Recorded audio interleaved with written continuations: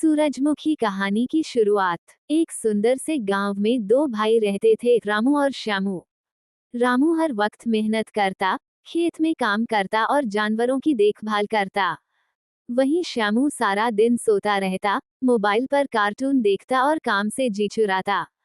वे दोनों अपनी नानी अम्मा के साथ रहते थे। नानी अम्मा हमेशा कहती थीं, ग्रेटर देन बेटा, जो मेहनत करेगा वही सफल होगा।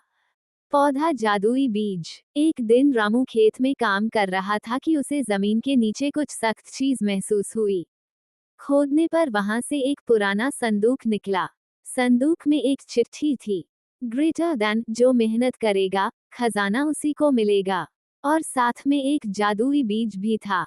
रामू ने वो बीज जमीन में लगाया, रोज उसे पानी देता और दुआ करता। श्यामू हंसता था, ग्रेटर देन बीज से खजाना उगेगा। हा हा हा। झड़ता वृक्ष जादुई पेड़। कुछ ही दिनों में उस बीज से एक बड़ा सा पेड़ उगाया। पेड़ पर चमचमाते हुए सोने के आम लगे थे। गांव के सब लोग हैरान रह गए। श्यामू के मन में लालच आ गया। वो रात को चुपके से पेड़ पर चढ़ गया ताकि आम चुरा सके। लेकिन जैसे ही उसने आम तोड़ना चाहा, पेड़ बोल पड़ा, ग्रेटर देन झड़ता वृक्ष, जो आलसी हो उसे कुछ नहीं मिलेगा। और पेड़ ने उसे जोर से हिलाया। श्यामू नीचे गिरकर कीचड़ में जा गिरा।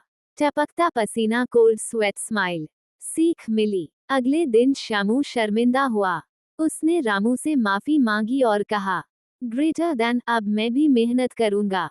उस दिन के बाद दोनों भाई मिलकर खेत में काम करने लगे। और उनका खेत फूलों, फलों और खुशियों से भर गया। हबिस्कस, लाल सेब, धान। सीख, मेहनत का फल मीठा होता है। लालच और आलस हमेशा नुकसान देते हैं।